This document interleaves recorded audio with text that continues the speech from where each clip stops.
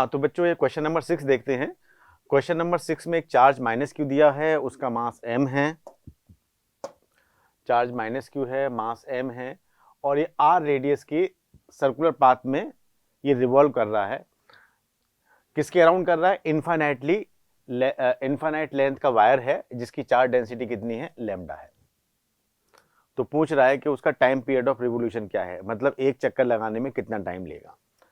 तो अगर हम यहाँ पे वायर दिखाएं इनफाइनाइट लॉन्ग और उसकी चार्ज डेंसिटी लैम्डा, तो यहाँ से r डिस्टेंस पर जो इलेक्ट्रिक फील्ड होगा रेडियली आउटवर्ड होगा और इसकी वैल्यू होगी lambda upon 2 pi epsilon not r। अब यहाँ पे हम क्या ले लें? यहाँ पे हम चार्ज ले लें, कितना? Minus Q. तो उस पर अंदर की तरफ एक फोर्स लगेगी F, जो कितना हो जाएगा? E Q. थोड़ा सा ये थोड़ा छोटा बना देते हैं इसे। चार्ज की वैल्यू कितनी है? Minus Q. माइनस चार्ज होने की वजह से फोर्स की डायरेक्शन है वो अपोजिट हो जाएगी और इसके चलते ये सेंट्रीपिटल फोर्स का काम करेगी और ये इस तरह से क्या है, ये सर्कुलर पाथ ही बना लेगा।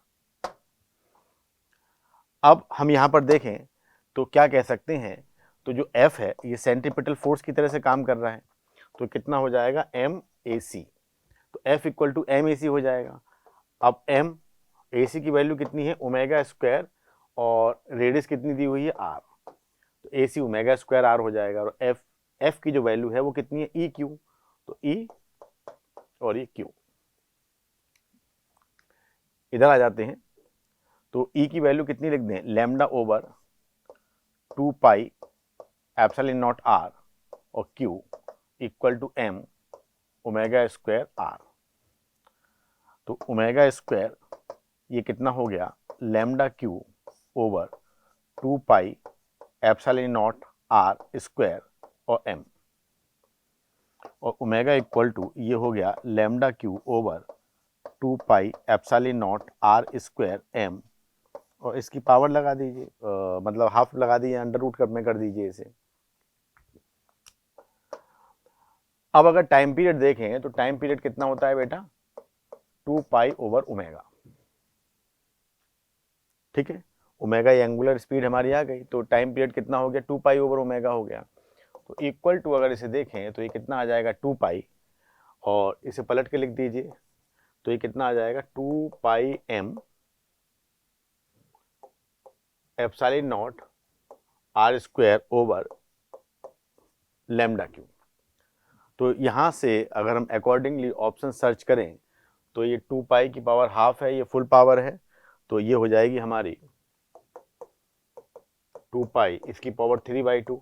आर स्क्वायर को बाहर ले लेंगे तो आर आ जाएगा। ठीक है, और अंदर क्या बचेगा? अंडर रूट में जो बचेगा वो बचेगा हमारा M epsilon naught over lambda Q. तो हम देख सकते हैं जो ये हमारी थर्ड चॉइस है ये करेक्ट हो जाएगी। ये बेटा क्वेश्चन नंबर 7 एक बहुत ही एलिमेंट्री प्रॉब्लम है।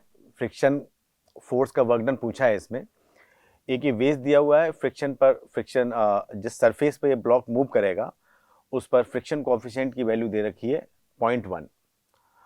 ये म्यू एस नहीं होना चाहिए, आई थिंक ये जनरल होना चाहिए क्योंकि मूव करता है इस पर। और 10 न्यूटन की फोर्स लगाई। तो बेसिकली प्रॉब्लम क्या है? प्रॉब्लम मैं आपको यहाँ पर दिखाता हूँ। इस तरह से ये ब्लॉक है और इसको खिसका कर ऊपर लेके जाया जाता है, कितना मीटर? 10 मीटर। और ये एंगल ये थीटा इक्वल टू कितना दिया हुआ है? ये दिया हुआ है 60 डिग्री। अगर हम इसका मास m मान लें तो पीछे की तरफ जो काइनेटिक फ्रिक्शन लगेगा, दूसरे कलर से शो कर देता हूं, जो काइनेटिक फ्रिक्शन लगेगा एफ के वो कितना हो जाएगा? वो हो जाएगा म्यू एन, और यहां पर एन की वैल्यू कितनी हो जाएगी? M G cos theta. Therefore kinetic friction यहां पे कितना हो जाएगा बेटा, जो मैंने म्यू एन लिखा, तो म्यू एम जी और कॉस थीटा।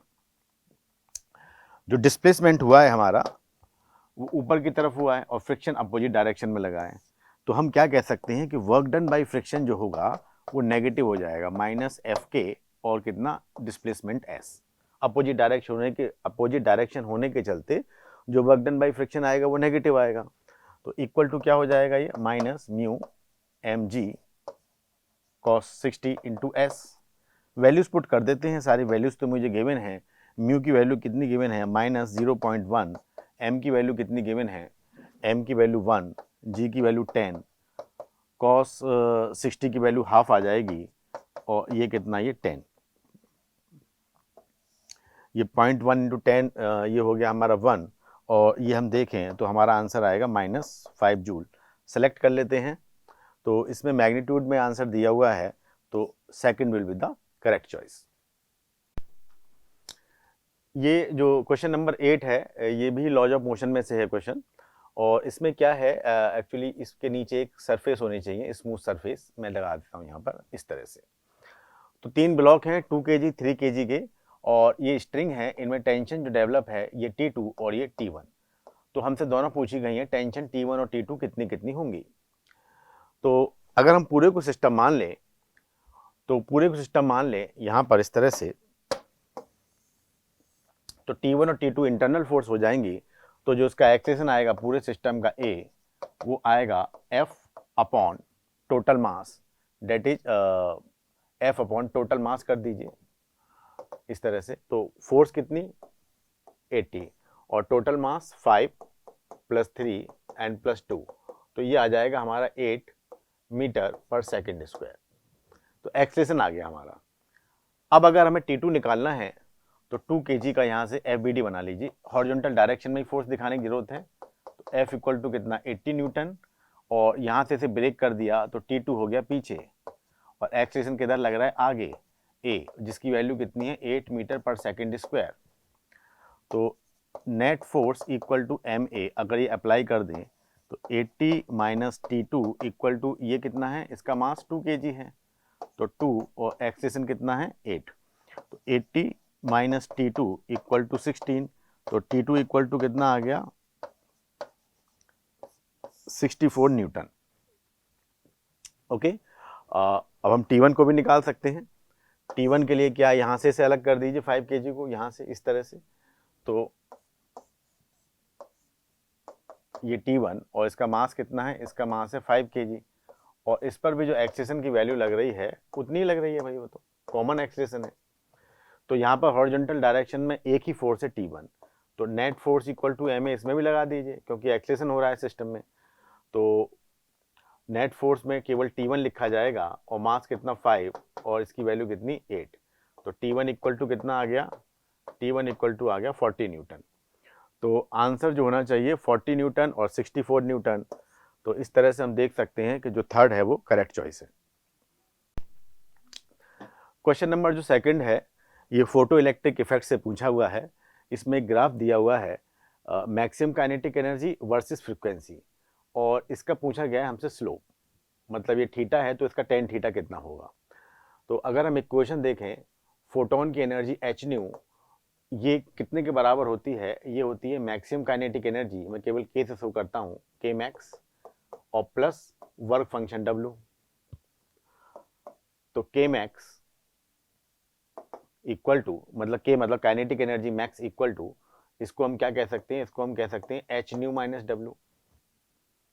ठीक है, तो इसको अगर हम कंपेयर करें y equal to M X plus C से, तो y is equivalent to maximum kinetic energy, c is equivalent to minus W, और यहां से हम देखें जो m है ये किसके इक्वलेंट है, ये h के इक्वलेंट है, और m क्या होता है, m होता है स्लोप। तो यहां सेलेक्ट कर लेते हैं, तो सेकंड ऑप्शन करेक्ट आ रहा है हमारा। ये मैच द फॉलोइंग है, डायरेक्ट रिजल्ट दिए हुए हैं, आपको बताना है ये जो रिजल्ट्स दिए हुए हैं किस लॉ को रिप्रेजेंट करते हैं। तो सबसे पहले हम देखें इस मैचिंग में E डॉट डी ए, इसका क्लोज इंटीग्रेशन ये गॉस थ्योरम को रिप्रेजेंट कर रहा है। तो गॉस थ्योरम, तो गॉस लॉ ऑफ इलेक्ट्रोस्टैटिक्स कह सकते हैं। तो B का जो है ये किससे मैचिंग हो रही है, B की मैचिंग हो रही है S से। अब ऐसे ही यहाँ पर देखें closed integration, close line integration कहना चाहिए, ये क्या है, म्यू नॉट इंटू आई एनक्लोज्ड, तो ये एम्पियर लॉ होता है, तो इसकी मैचिंग हो रही है किससे, R से। और डी अगर देखें ई डॉट डी एल, ये क्या हो गया, ये हो गया ई, यहाँ पे इलेक्ट्रिक फील्ड है और डी एल जो है लेंथ है, तो ये हो गया इंड्यूस ईएमएफ। और D phi by D T ये है rate of change of magnetic flux, तो ये किसको रिप्रेजेंट करता है, फैराडे लॉ को। और जो नेगेटिव लगा हुआ है वो किसको रिप्रेजेंट करता है, लेंज लॉ को। तो हम कह सकते हैं इसका मतलब हो गया ये डी की मैचिंग है पी से। तो क्लियर है ए की मैचिंग किससे है, जो कौन बचा यहाँ पर, ए की अगर मैं देखें तो क्यू बचा। और वैसे भी बी डॉट डी ए, ये ऐसा भी मैं दिखा सकता हूँ, कोई अगर मैग्नेट है नॉर्थ पोल और साउथ पोल, तो यहाँ से फील्ड लाइंस जो निकल रही हैं वो साउथ पोल पे आ रही हैं, तो इसके चारों तरफ अगर हम एक क्लोज सरफेस बनाएं तो जितनी फील्ड लाइंस आ रही हैं उतनी जा रही हैं, तो नेट मैग्नेटिक फ्लक्स कितना होगा, ज़ीरो। यही बात ये कह रहा है। तो ए का हो जाएगा, तो ए का क्यू, बी का आर और सी का एस एंड डी का पी। तो third will be the correct choice. Start करते हैं। हाँ, तो बेटा ये जो प्रॉब्लम है ये हमारे ग्रेविटेशन वाले चैप्टर से आई हुई है। इसमें एक प्लेनेट दिया हुआ है जिसकी रेडियस, अर्थ की रेडियस जो आर ई मानी हुई है उसका 1/3 है, और जो मास है, अर्थ का मास जो एम ई माना हुआ है उसका 1/6 है। तो प्लेनेट पर एस्केप वेलोसिटी की वैल्यू पूछी गई है, जबकि जो एस्केप वेलोसिटी फॉर अर्थ जो है वो 11.2 किलोमीटर पर सेकेंड है। तो अर्थ पर जो एस्केप वेलोसिटी वी ई होती है उसको क्या लिख सकते हैं, root G M E over R E. अब ऐसे ही प्लेनेट की बारी आई तो क्या लिख सकते हैं, root 2 G M P over R P. इसको क्या लिख सकते हैं, 2 जी एम पी की जगह लिख सकते हैं एम ई बाई 6, और इसकी जगह लिख सकते हैं आर ई बाई 3। इसको थोड़ा सा मैनिपुलेट कर लें तो हम ये देख सकते हैं 2 G M E over R E. इसको और क्या कर सकते हैं, इसको लिख सकते हैं 1/√2, इसको वी ई कह सकते हैं, और 1/√2 और वी ई की वैल्यू हमें पता है 11.8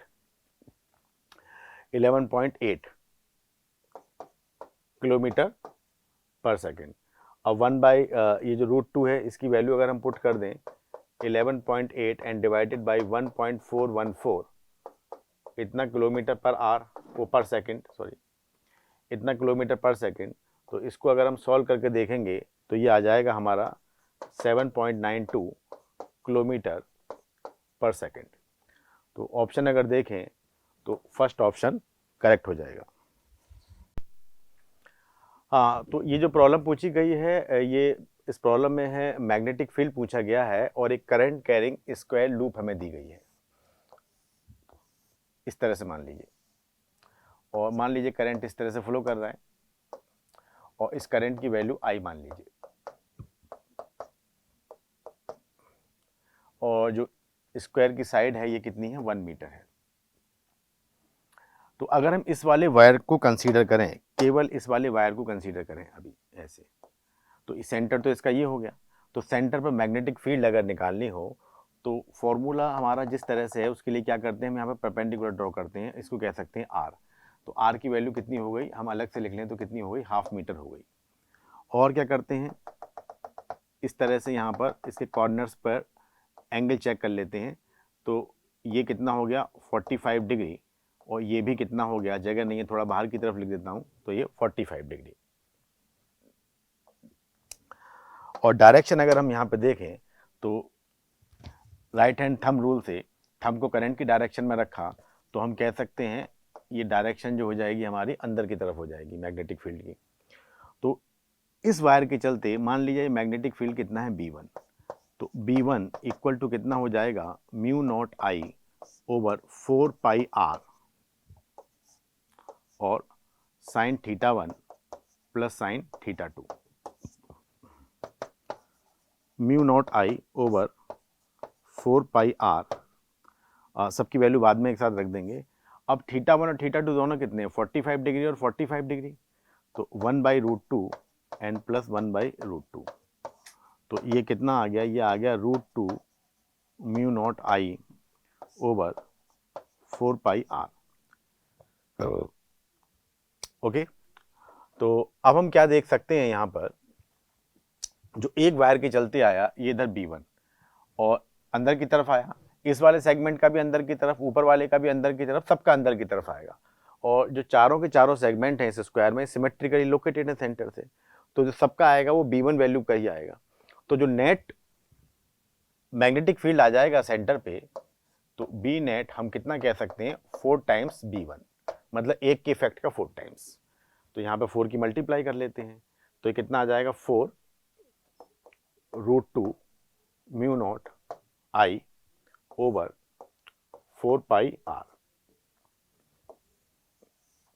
यहाँ पे वैल्यू पुट कर देते हैं, 4 √2 म्यू नॉट की SI यूनिट में वैल्यू हो गई 4 पाई इंटू 10⁻⁻7, आई की जगह 5 एंड डिवाइडेड बाई 4 पाई और आर की जगह कितना, हाफ। तो यहाँ से हम देख सकते हैं 4 पाई से 4 पाई कैंसिल, ठीक है, और यहाँ पे ये 2 इंटू 10, ये 2 इंटू 5 10 आ जाएगा, तो एक पावर कम हो जाएगी 10⁻⁻6, और इधर बचेगा कितना, 4 √2 और ये Tesla.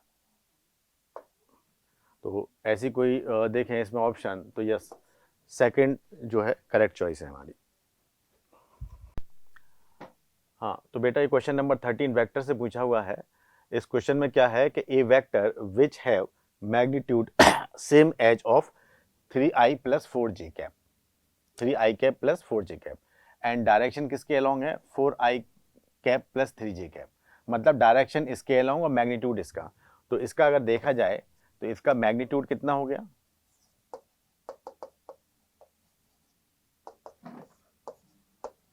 3 square + 4 square that is 5। और इस वाले वेक्टर की यूनिट वेक्टर निकाल लीजिए इसके डायरेक्शन के अलोंग। ये कहना चाहिए मुझे, भाई जो हमारा वेक्टर है वो इसके अलोंग है, तो मुझे इस वेक्टर के अलोंग यूनिट वेक्टर निकाल लेना चाहिए। तो यूनिट वेक्टर को n कैप कह दें तो वो कितना आ जाएगा, 4i cap + 3j cap and divided by इसका मैग्नीट्यूड, तो 4 स्क्वायर + 3 स्क्वायर, तो ये आ जाएगा 1/5 4i कैप + 3j कैप। तो जो मेरा रिक्वायर्ड वेक्टर है वो कितना हो जाएगा, वो हो जाएगा हमारा मैग्नीट्यूड, और इसमें किसकी मल्टीप्लाई कर देंगे, यूनिट वेक्टर की मल्टीप्लाई कर देंगे।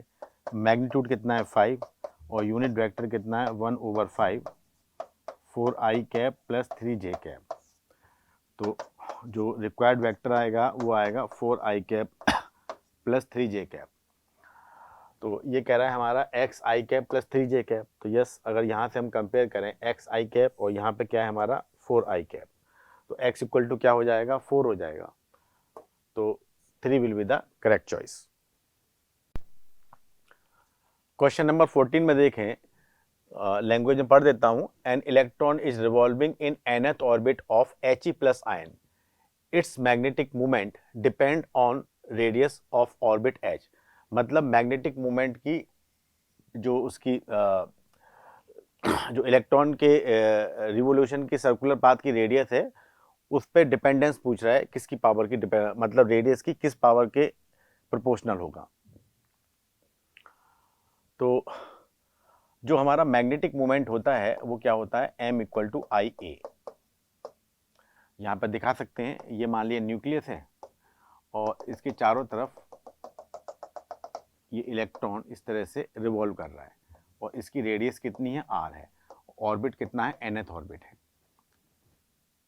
ओके, तो वैसे तो nth ऑर्बिट की जो रेडियस होती है वो किसके प्रोपोर्शनल होती है, n² / z के प्रोपोर्शनल होती है, बाद में देखते हैं।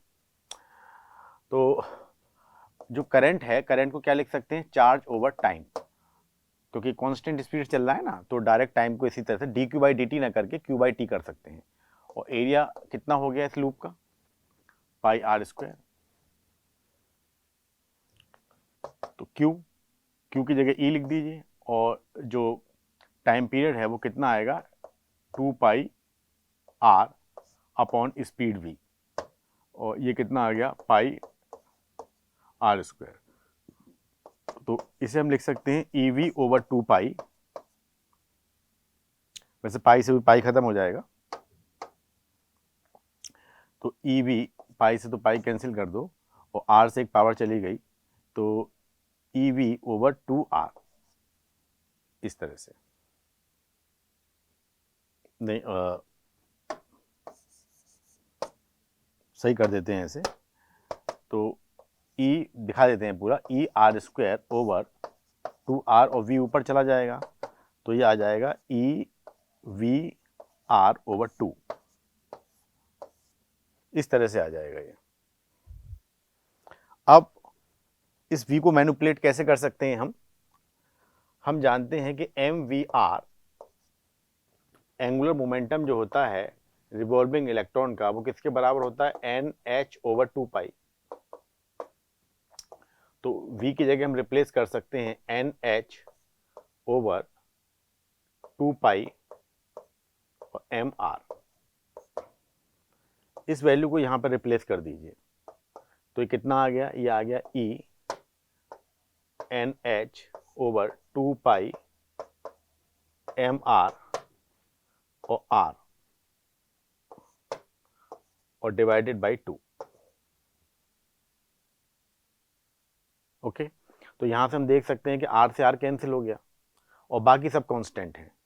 तो यहां से क्या कह सकते हैं कि जो मैग्नेटिक मोमेंट है, जगह नहीं है यहां पर, मैं थोड़ा सा इधर कर देता हूं, तो हम कह सकते हैं कि मैग्नेटिक मोमेंट किसके प्रोपोर्शनल आया, N के प्रोपोर्शनल आया, क्योंकि बाकी सब कांस्टेंट आ रहा है इधर।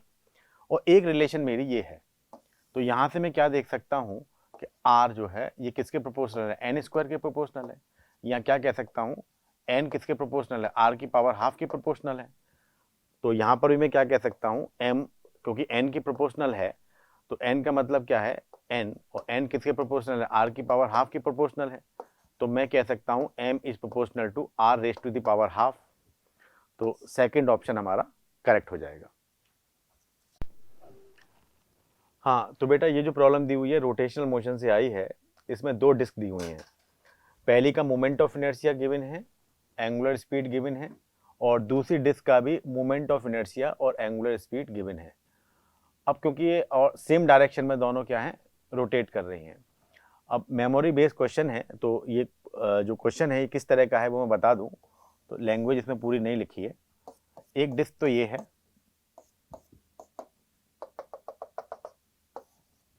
ω1 that is 10 radian per second, और इसका जो मोमेंट ऑफ इनर्शिया है I1 that is 4 kg meter square. और इसी कॉमन एक्सेस को लेते हुए एक दूसरी भी डिस्क है, इसका ω2 ये दिया हुआ है 4 रेडियन पर सेकेंड, और इसका जो मोमेंट ऑफ इनर्शिया है ये कितना है, 2 kg मीटर स्क्वायर। अब ये दोनों डिस्क है ना, ये ऊपर वाली तेज चल रही है, ज़्यादा एंगुलर स्पीड है, नीचे वाली धीरे है, एक के ऊपर एक इस तरह से रख दिया हमने ऐसे, तो कुछ टाइम तक स्लिप करेंगी, उसके बाद में ये कॉमन स्पीड से चलने लगेंगी। ये यहाँ पर लास्ट लाइन में लिखा हुआ है स्टार्ट स्पिनिंग टुगेदर, मतलब कॉमन स्पीड से स्पिन करने लगेंगी। What is the loss of kinetic energy, तो जब रिलेटिव मोशन होगा तो लॉस होगा सरफेस के बीच में, तो काइनेटिक एनर्जी में कितना लॉस हो गया। तो अगर हम इनिशियल काइनेटिक एनर्जी इसकी निकालें कि I, तो कितना आ जाएगा, half I1 ω1 square plus half I2 ω2 square. सारी वैल्यूज़ मेरे पास में दी हुई हैं, तो अगर हम यहाँ पे इनकी वैल्यूज़ पुट कर दें तो हम देखेंगे कि इसका जो रिजल्ट आ जाएगा ये कितना आ जाएगा, 216 जूल। ओके, नेक्स्ट पेज पे चलते हैं।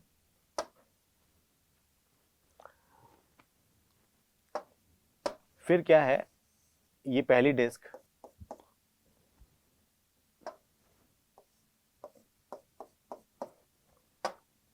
और ये दूसरी डिस्क, ग्रीन वाली भी दिखा दीजिए।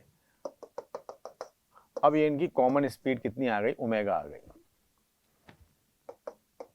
ये कैसे निकालेंगे, अगर दोनों डिस्क को सिस्टम मान लें तो एंगुलर मोमेंटम कंजर्व किया जा सकता है। तो initial angular momentum equal to final angular momentum, initial angular momentum I1 ω1 और दूसरे का भी सेम डायरेक्शन है तो I2 ω2, और बाद में दोनों एक साथ चल रही हैं तो I1 प्लस I2 और ये कॉमन एंगुलर स्पीड ओमेगा, तो omega equal to I1 omega 1 plus I2 omega 2 and divided by I1 plus I2। सबकी वैल्यूज हमें पता है, अगर यहाँ पर पुट कर दें तो हम देखेंगे जो ओमेगा की वैल्यू आ जाएगी, अब आ जाएगी 8 रेडियन पर सेकेंड। ओके, तो हम क्या कह सकते हैं, अब हम निकाल सकते हैं फाइनल काइनेटिक एनर्जी। तो फाइनल काइनेटिक एनर्जी हाफ और moment of inertia I1 plus I2 और ओमेगा स्क्वायर। हाफ I1 की वैल्यू कितनी ले लीजिए, I1 की वैल्यू ले लें हम 4, I2 की वैल्यू 2 और ओमेगा की वैल्यू कितनी 8 स्क्वायर, तो ये 6 और ये 3 इंटू 8 स्क्वायर, तो ये यहाँ पे कितना आ जाएगा, ये आ जाएगा हमारा 192 जूल। तो जो लॉस इन काइनेटिक एनर्जी हो जाएगा वो हमारा क्या होगा, initial kinetic energy minus final kinetic energy.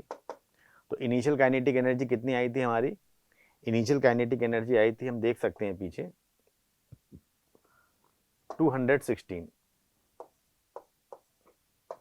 और ये कितना आ गया 192, तो ये आ रहा है हमारा 24 जूल। ऑप्शन देख लेते हैं, yes, second option is correct.